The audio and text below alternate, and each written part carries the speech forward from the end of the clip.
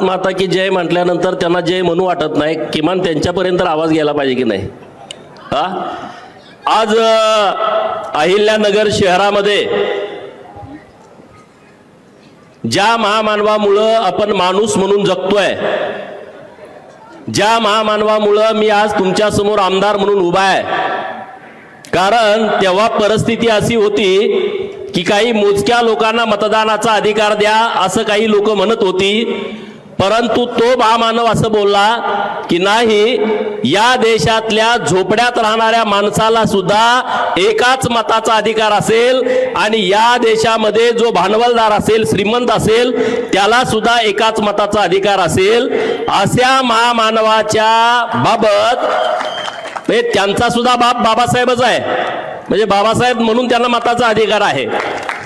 तरी सुद्धा ते आता चुकीच्या पद्धतीनं बाबासाहेबांच्या प्रतिमेची विटंबना देशामध्ये, महाराष्ट्रामध्ये वेगवेगळ्या ठिकाणी करतायत. अशा सर्वांना उत्तर देण्यासाठी आज आपल्या अहिल्यानगर शहरामध्ये ही आपली सभा आहे.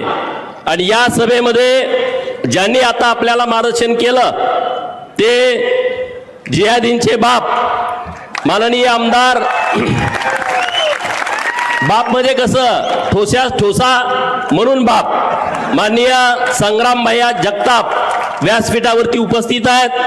माननीय सागर बेग, माननीय वाल्मिक अण्णा निकाळजे, माननीय नानासाहेब वाघमारे आणि तुम्ही सगळेजण इतक्या मोठ्या संख्येनं आपण उपस्थित आहात.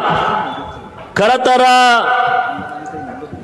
उशीर खूप झालाय सभेला, मी जास्तीचं बोलणार नाही, थोडक्या मिनिटामध्ये माझं मत व्यक्त करणार आहे. परंतु मित्रांनो, विषय नीट समजून घ्या की डॉक्टर बाबासाहेब आंबेडकर साहेब इतके बुद्धिवान होते, इतके हुशार होते. भारताची फाळणी होण्या अगोदर त्यांनी थॉट्स ऑन पाकिस्तान नावाचं पुस्तक लिहिलं. वाल्मिक अण्णांनी जे सांगितलं त्याच्यावरती त्यांनी भाष्य केलं की दारुल इस्लाम आणि दारुल हर्ब, म्हणजे दारुल इस्लाम म्हणजे इस्लाम का घर आहे, दारुल हर्ब म्हणजे युद्धाची भूमी आहे. म्हणजे जे जे मुसलमान राष्ट्र आहेत ते त्यांना इस्लामाचं घर वाटतं आणि जे जे गैर मुसलमान राष्ट्र आहेत ते त्यांना युद्धाचं घर वाटतं. म्हणजे भारत हे मुसलमानांच्यासाठी युद्धाचं घर आहे असं ते मानतात, असं मी म्हणत नाही. महामानव डॉक्टर बाबासाहेब आंबेडकर साहेबांनी 15 ऑगस्ट 1947 ला फाळणी होण्यापूर्वी जे पुस्तक लिहिलंय त्या पुस्तकात लिहून ठेवलंय. त्यांना राष्ट्र हे प्रथम नाही आहे, त्यांना मुस्लिम हे प्रथम आहे, त्यांना इस्लाम हे प्रथम आहे. म्हणजे जगातले जे मुसलमान जी भूमिका घेतात ती त्यांना भारतापेक्षा त्याला प्राथमिकता देतात. म्हणजे राष्ट्रीयत्व त्यांच्यामध्ये नाही आहे, राष्ट्राविषयीची भूमिका त्यांच्या मनामध्ये नाही आहे. आणि म्हणून मित्रांनो, हा विषय नीट समजून घ्या. समजा मी बोललो म्हणजे भारतीय जनता पार्टीच्या लोकांना हिंदू मुसलमान करायची सवय आहे, अरे पण संग्राम भैया जगताप पण बोलतायत ना, मग जरा सिरियस घ्या ना. तुम्ही सिरियस घेण्याची आवश्यकता आहे ना. बरं ठीक आहे, संग्राम भैया बोलतायत, महामानव डॉक्टर बाबासाहेब आंबेडकर साहेबांनी हे अगोदर लिहून टाकलं की बाबांनो, या लोकांना देशाचं काही पडलेलं नाही. आणि जेव्हा फाळणी होत होती तेव्हा बाबासाहेब म्हणत होते यांना रेल्वेच्या गाडीमध्ये भरून सगळे तिकडे पाठवा आणि तिकडचे सगळे हिंदू इकडे आणा. जर बाबासाहेबांचं ऐकलं असतं तर आता आपल्याला मोर्चा काढायची वेळ आली नसती. म्हणजे बघा किती बुद्धिवान माणूस होता, किती त्याने हुशारीने हे सगळं लिहिलंय. संग्राम भैयांनी जे उदाहरण तुम्हाला सांगितलं रंजन चौधरीचं, मी त्यात एक मुद्दा मांडणार आहे. रंजन चौधरी 5 वेळा काँग्रेसचे खासदार होते, मुसलमान त्यांना मतं देत होते. परंतु जेव्हा मुसलमानांना कळालं की आता आपली संख्या वाढलेली आहे तेव्हा त्यांनी त्यांचा पठाण नावाचा खासदार निवडून दिला. रंजन चौधरीला आणि काँग्रेसला कळालं पण नाही की 5 वेळा आलेला निवडून खासदार पडला कसा. पण त्याच्या पुढे जाऊन एक गमतीची गोष्ट आहे, आपले 11 हिंदू उमेदवार उभा राहिले होते, त्यांना 5 लाख मतं पडली. पठाण हे टीएमसी कडून उमेदवार होते, त्यांना 5 लाखाच्या वर मतं पडली. दुसरे 2 मुसलमान उमेदवार उभा राहिले होते, त्यांना फक्त 2,500 मतं पडली. किती? आपल्या 11 हिंदूंना 5 लाख पडली, त्यातली 80,000 जर इकडे आली असती तर रंजन चौधरी निवडून आले असते. ते कुठल्या पक्षाचे गटाचे आपल्याला माहित नाही, पण दगडापेक्षा वीट मऊ. म्हणजे तुम्ही समजून घ्या, मतदान करताना ते किती अत्यंत हुशारीने करतात. आता निवडणूक आलेत, आता काँग्रेसवाल्यांच्या बाजूने सगळे मुसलमान ठामपणे उभा राहिलेत. काँग्रेस बरोबर असणाऱ्या हिंदूने ठरवलं पाहिजे, मुसलमान एक साथ तुमच्या बरोबर येतोय, आम्ही तुमच्या विरोधामध्ये जातो. सगळ्यांना ठरवलं पाहिजे ना, भूमिका घेतली पाहिजे. अरे भूमिका घ्या ना. अरे परवा ती डुकरं इथं येऊन बोलली, काय बोलली? आम्ही अहमदनगर बोलणार, अहिल्यानगर बोलणार नाही. तुमच्या जर नाही खुट्टा ठोकला तर तुम्ही आम्हाला नाव सांगा. कलेक्टर अहिल्यानगर यांना माझं आव्हान आहे, या अहिल्यानगर शहरात आणि जिल्ह्यात जेवढे मुसलमान म्हणतायत की आम्ही अहमदनगर म्हणणार, त्यांच्या दुकानावरती जर अहमदनगर लिहिलेल्या पाट्या असतील तर त्यांचा शॉप ऍक्टचा लायसन रद्द करून टाका. ही मोहीम राहा 15 दिवस.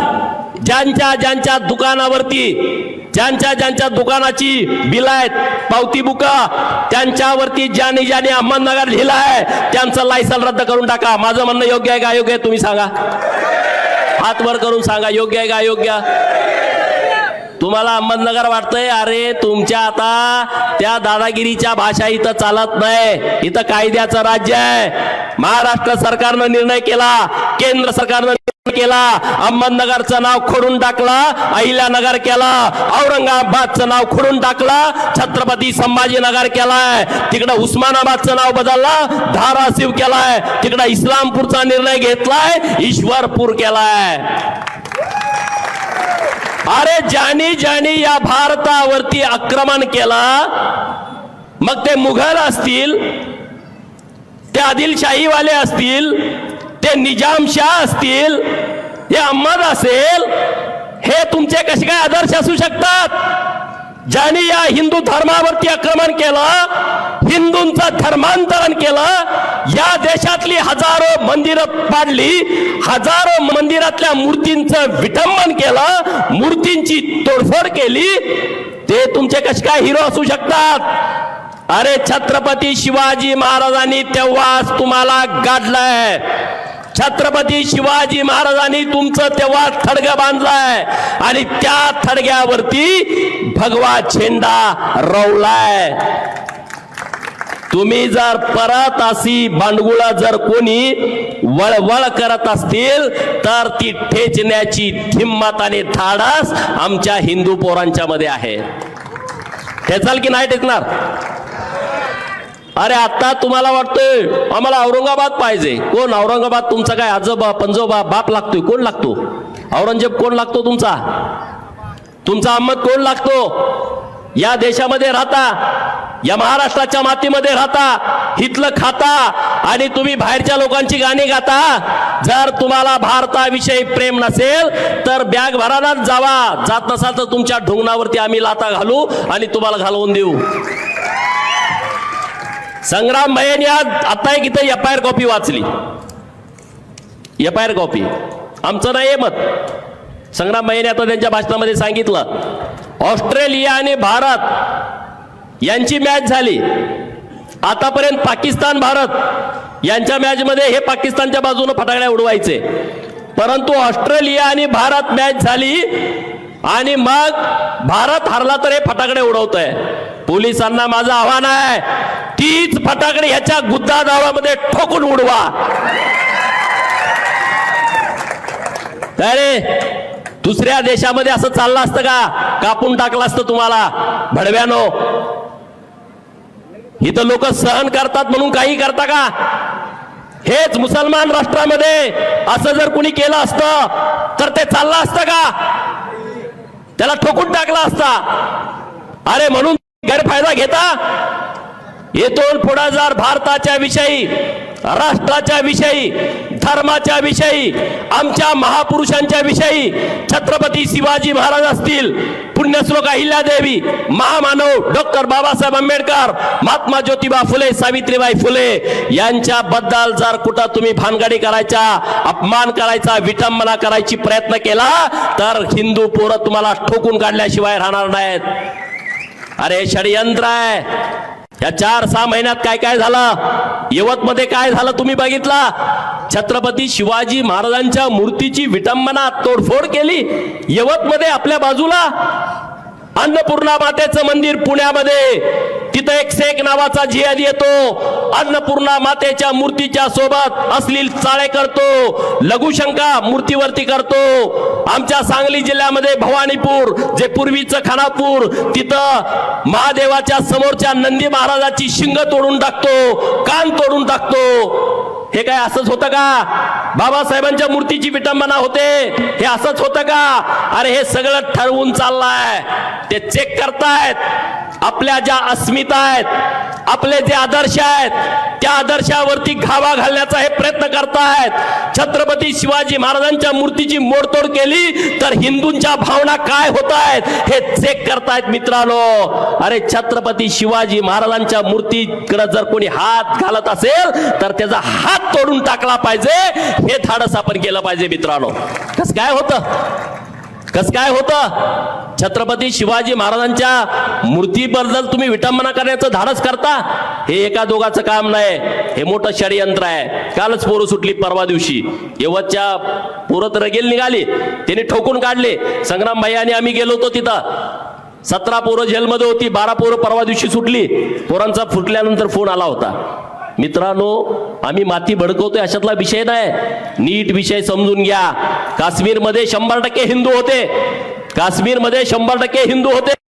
आता काय परिस्थिती आहे तुम्ही बघा. जम्मू काश्मीरची काय परिस्थिती आहे बघा. कुठे गेली ती लोक?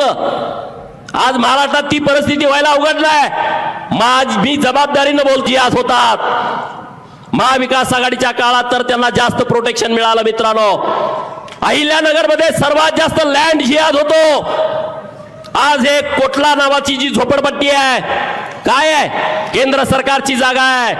प्रशासनाला मला आवाहन करायचं आहे, जसं पिंपरी चिंचवडला भोसरीला माननीय देवाभाऊंच्या नेतृत्वात, महेश दादा लांडगे यांच्या नेतृत्वामध्ये 800 हेक्टर मधलं सगळी झोपडपट्टी उद्ध्वस्त करून टाकली.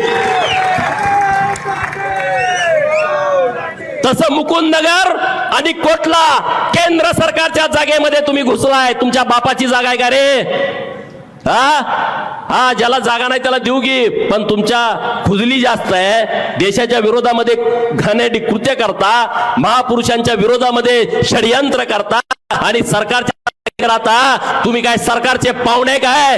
तुम्हाला हकलून देण्याची व्यवस्था केली जाईल आणि ते संग्राम भाई यांच्या नेतृत्वात केली जाईल.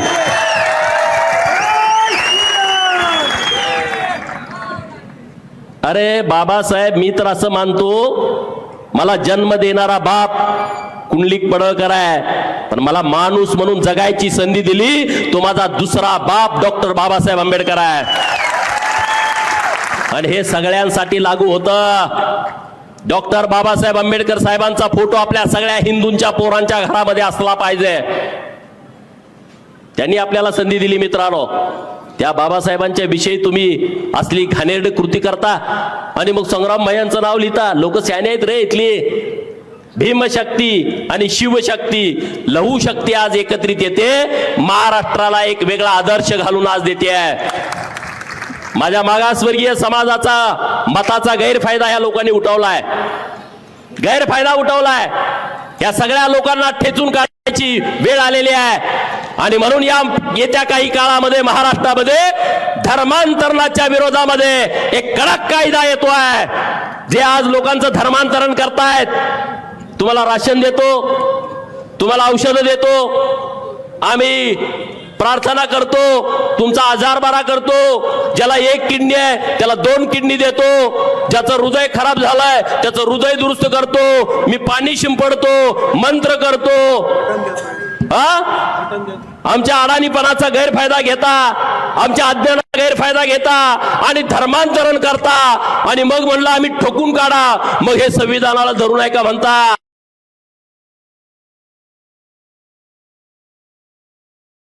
तर फसवून आणि जबरदस्तीनं धर्मांतरण करता हे संविधानाला मान्य आहे का?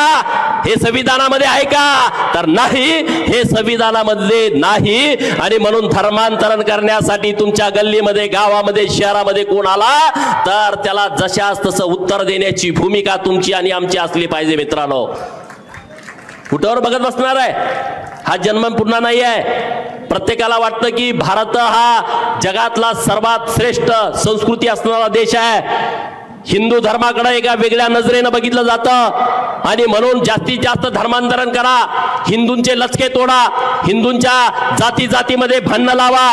अरे जाती जातीमध्ये भांडणं लावण्यापेक्षा आधी धर्म महत्वाचा आहे. जर धर्मच नाही राहिला तर जाती कुठून येतील? आणि म्हणून पहिल्यांदा राष्ट्र, धर्म आणि मग जाती. आणि म्हणून सगळ्या जातीच्या लोकांनी एकत्रित येऊन या जिहादी अवलादींना उत्तर दिला पाहिजे. परवा ते इथून काय बोलले? नितेश राणे साहेबांच्या वरती बोलले आणि आमच्या संग्राम भाईंच्या वरती बोलले. काय बोलले? नितेश राणे जर पायानं येतील आणि जाताना, अरे भोसडीच्या नो, नितेश राणे पर्यंत आणि संग्राम भैयापर्यंत जाऊस तर तुम्ही थडग्यात जाल ह्याचा विचार तुम्ही केला की नाही केला?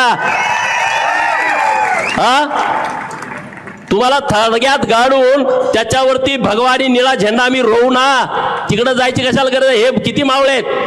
छत्रपती शिवाजी महाराजांचे हे मावळे किती आहेत? यांच्यातून तुम्ही जाणार कसे रे? जाऊ शकता का तुम्ही? तुमचा डीएनए चेक करा, तुमचा डीएनए हिंदूंचा आहे. हे मी म्हणत नाही. काँग्रेसचे नेते माननीय गुलाम आझाद, गुलाब नबी, हे मुस्लिम काश्मीर मधले, त्यांनी म्हणले अरे आपले सगळे पूर्वज हिंदू आहेत, कशाला रू? पण कॉकटेलवाले लय असे कडवे असतात. कॉकटेलवाले ते एकदम असे रागात असतात. तसे हे सगळी परिस्थिती झालेली आहे. आणि म्हणून त्या सगळ्या लोकांना मला सांगायचं आहे, हे आमचे आदर्श आहेत.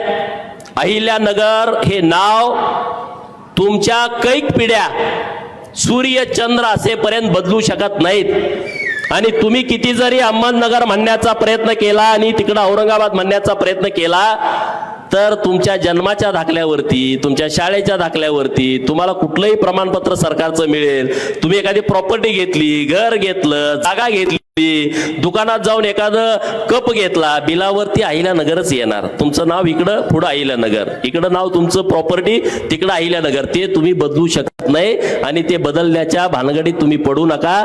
तुम्ही संपाल, तुम्ही बदलाल, परंतु आता शहरांची नावं बदलणार नाहीत. आणि ज्यांना ज्यांना संभाजीनगर नको आहे, ज्यांना ज्यांना अहिल्यानगर नको आहे, ज्यांना ज्यांना धाराशिव नको आहे, ज्यांना ज्यांना ईश्वरपूर नको आहे, त्या सगळ्या अवलादी देशाच्या विरोधात आहेत. हे मनामध्ये पक्का लिहून ठेवा.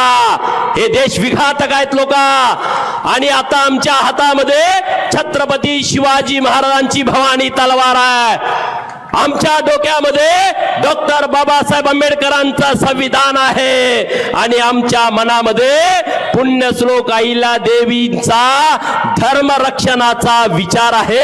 ह्या तीन गोष्टी आमच्याकडे असल्यामुळं कुठलाही जिहादी आमचं काही वाकडं करू शकत नाही. एवढं मी बोलतो. आणि संग्राम भैयांच्या पाठीशी आम्ही सगळेजण ठामपणे आहोत. आहेत ना? कारण येड्या गाबाळ्याचं काम नसतंय. धर्माची भूमिका घेणं, ती भूमिका संग्राम भाईंनी घेतलेली आहे. आणि त्या भूमिकेच्या बरोबर आम्ही काल पण होतो, आज पण आहे आणि उद्या पण असणार आहे. संग्राम भैया, तुम्ही काळजी करू नका. तुम्ही जे हिंदू धर्माचं रक्षण करण्याची भूमिका हातात घेतली आहे, ती भूमिका घेऊन पुढे चला. आम्ही सगळेजण तुमच्या सोबत आहोत. आंबेडकरी जनता तुमच्या सोबत आहे. तुमचं तर भाषण मला खूप आवडलं. यांच्यासाठी जोरदार टाळ्या वाजवा. वाल्मिकांना म्हटलं का वातावरण असं गरम होतंय, ह्या वाल्मिकांनी वातावरण परत गरम केलं आणि अत्यंत प्रभावी, अत्यंत अभ्यासू भाषण त्यांनी मांडलं. अरे बाबासाहेबांच्या विषयी जर कोणी बोलला तर तळपायची आग मस्तकात जाते. आणि त्यांनी एकदम व्यवस्थित मांडले. सागर बेग तर ते अत्यंत प्रभावी वक्ते आहेत, नेते आहेत आणि रोखठोक भूमिका मांडतात. या सर्वांना मी धन्यवाद देतो. आणि तुम्ही सगळेजण इतक्या मोठ्या संख्येनं उन्हात इथं उपस्थित राहिला त्याबद्दल तुम्हालाही धन्यवाद देतो आणि थांबतो. जय हिंद, जय महाराष्ट्र.